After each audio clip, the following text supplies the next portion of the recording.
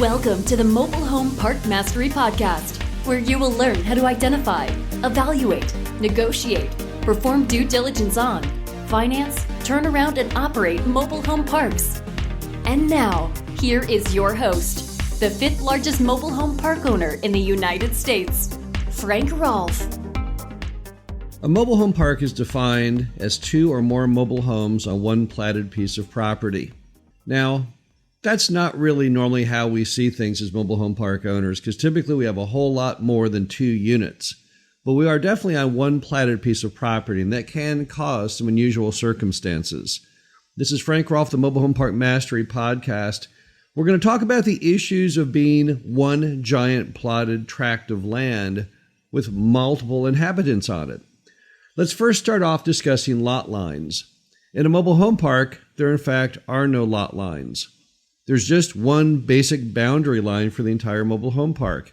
So it sets in motion issues between residents because they can't delineate where their yard begins and their neighbor's ends. You can understand the complexity here. Most Americans in the world of single family, they have very defined lot lines. They know the limits of their yard, both front and back, and on both sides. And they have a very clear indication of this, typically by a curb out front, sometimes a curb at the back, if they have trash service going down an alley, and then typically fence lines or vegetation on either side. So it's very clear to see where their property begins and ends. But in a mobile home park, the resident is just renting from you the right to be on that certain lot to park their mobile home, but they don't get in writing or even just visually any clues as to where those lot lines truly are. The concept is everyone will just happily coexist, live together on this one platted tract, but there really is nothing to give people an idea of where their property begins and ends. There's really no way to resolve this because, again, a mobile home park is just one piece of land. So what it means is people have to work together. Now, often when there's a dispute, and it's really pretty rare in mobile home parks, the manager has to go over and meet with the resident or residents and carve a happy ending as far as what they all can live with. So if the one resident says it's not fair because their kid toys end up on my lot, the manager has to remind them there is no set lot boundary and then tell the neighbor, could you please not put your toys or allow the toys to fall beyond, let's say, this tree here. Sometimes properties are marked by just such landmarks as a tree, the end or edge of a concrete parking pad. But that's how it has to work. There is no way around that. And that's why having a great manager is so essential, because whenever there are any of these type of disputes between residents, there has to be someone like a referee to go out and make everyone happy. The next issue is resident responsibilities. Where do they mow to, for example? And again, it just has to be worked out. Everyone knows they mow to the street. That's a given. People can typically tell where the back of their lot is, kind of, sort of. But from a side perspective, again, there just has to be some kind of understanding between neighbors of where one person mows to and then the next. Now, in mobile home parks that have 2-car paved parking pads, people get into kind of a rhythm based on those parking pads. Those kind of become the visual lines between neighbors. But in some properties, you don't have parking pads. You may have on-street parking with parallel parking, and there's no clue as to where things begin and end. And again, this is where a good manager comes in. A good manager can go over, they can mediate any concerns with people lacking the knowledge of knowing what they are and are not supposed to mow. And once they figure it out, they can pretty much stick with it all of the time. The next thing is parking. How do you park when it's just one big platted tract? What happens? Well, the good news here is that most mobile home parks have some kind of parking plan. Either a parking pad, most typically a 20 by 20 square of either concrete or asphalt, that the resident parks on, or it may be set up to have on-street parking with parallel parking. You'll know when you see that because the roads are extra wide and you'll see the striping there to allow cars to park along the street. So the parking, typically, that's not an issue with being just one big platted tract because there is, in fact, a very visible parking plan for all the residents. But what happens when someone has 3 cars and only space for 2? Well, once again, the manager will have to get into play. They may have to find another resident who only has one car and they have a 2-car parking pad to see if they would be willing to share half of their pad with a neighbor needing a place to park. And in some mobile home parks, we go ahead and install overflow parking or guest parking just to serve this purpose. We acknowledge that many people have more cars than they can handle with the existing parking program, so we go in to try and enhance the number of available parking spaces. What about fences? How do you put fences up if you don't have any lot lines? Well, once again, you've just kind of got to guess. This looks appropriate. This is where the line must be.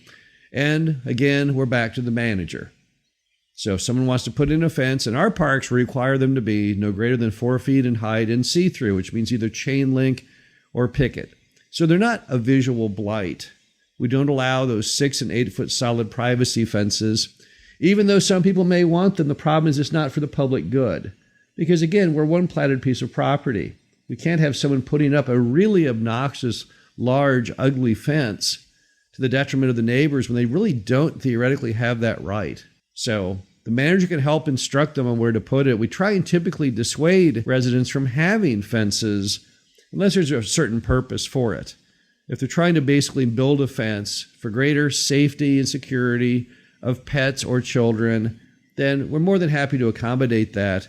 But again, everyone has to acknowledge there is and will be no lot lines. So the manager will have to work with them to come up with a happy solution so they don't impinge on the neighbor's property. Next, property taxes. It's not really a big issue. It's just kind of odd. Typically in America, when you have any kind of housing situation, the homeowner is paying the tax for both their home and the lot beneath. They pay just one tax bill because, in fact, in that case, it's all real property. In a mobile home park, of course, the mobile homes are personal property and the land is real property. So while they pay their personal property tax on their mobile homes, we pay just one giant bill for the entire mobile home park. It's not really a big deal. It's just kind of a little unusual.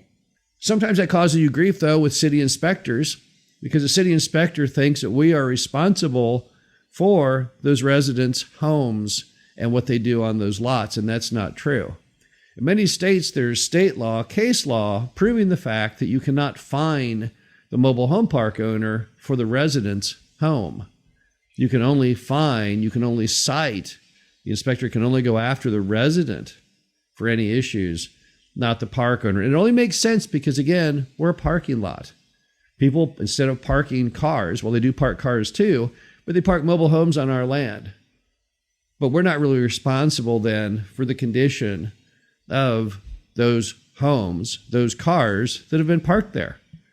That falls to the resident. When the city comes to us and says, hey, we got a problem with that home on lot 14, we explain to them, well, what's the problem? If you have a problem with the home on lot 14, you need to write a citation. You need to go knock on their door. Don't be looking for us to do that. That's not any of our concern. Most common item they'll have is they'll have concerns about home additions. Sometimes people will build a lean-to addition to the home, typically on top of their deck, or maybe a shed behind that they don't like the condition of. And of course, we don't much like it either if it's not attractive. But if you buy an old mobile home park from the 1960s, and there are homes in there that have additions that may date just as long, they might be 40 years in length, and you have a new inspector suddenly on the job who wants to conquer the world, and suddenly calls into question these additions that we know nothing about, they predate us by half a century, it is absolutely unfair and unjust for them to come to us with any questions on them. Because again, we own the land, we don't own the homes. We are just one big platted tract, one big parking lot, but we don't monitor or control, particularly the history of the things that were parked on our, what is basically parking lot. Finally, there are certain survey issues that can come up by being just one big platted tract. Most common is homes, since there is no boundaries of, the front and the sides and all that type of thing. Sometimes mom and pop didn't put them in properly and has them leaning into other people's property. They got so carried away with this concept of there being absolutely no technical boundaries for each home that they lose sight of the whole mission. And often when they were building these mobile home parks back in the 60s, They didn't even bother to have a surveyor survey where their tract began and ended. So what you'll have homes that stick into the neighbor's property. Now, what do you do when that happens? Well, when you have a home that overhangs into the neighbor, there are options to fix it. Sometimes you can pull the home forward. Sometimes you can go to the neighbor and you can get a document giving you the ability to pay them rent to overhang. Sometimes you can buy the land next to it, or sometimes you can, through adverse possession, claim ownership to the land. If they didn't give you any notice that you were overhanging for a period of years in some states, then that property right begins and you can't be removed. But the bottom line, it is kind of awkward. That's why when you're buying a mobile home park, it's always a good idea to get a survey showing where all the homes are located on that survey to see if you do have any overhang the boundary. That's kind of the one platted property concept taken to the extreme, where mom and pop just didn't even pay attention and just threw the homes down on that tract in a haphazard fashion. In fact, we've had to go through, in some cases, on some mobile home parks and over the years, realign the homes because mom and pop didn't even have them all parallel. They're all kind of various angles. So again, mobile home parks are all about owning one platted tract. We're just one big tract of land with a lot of smaller units located in the form of mobile homes on that tract. But that doesn't mean you can't successfully do it. As you probably have already learned from this podcast, a key element to having a happy relationship with the residents and their knowledge and ability to stay within their lot lines is, in fact, the manager. But it's also important to remember that most of these mobile home parks at this point are fairly old. And over the years, people have all learned how to happily coexist. They've learned the basics of where they believe their responsibilities begin and end. So it's not an issue that comes up frequently, but yet it is kind of an unusual attribute, one of the unique attributes of mobile home parks. This is Frank Rolfe of the Mobile Home Park Mastery Podcast. Hope you enjoyed this. Talk to you again soon. Thank you for listening to the Mobile Home Park Mastery Podcast. Be sure to visit us at mhpmastery.com to subscribe to the show, read our show transcriptions, and access all of our great information on mobile home park investing.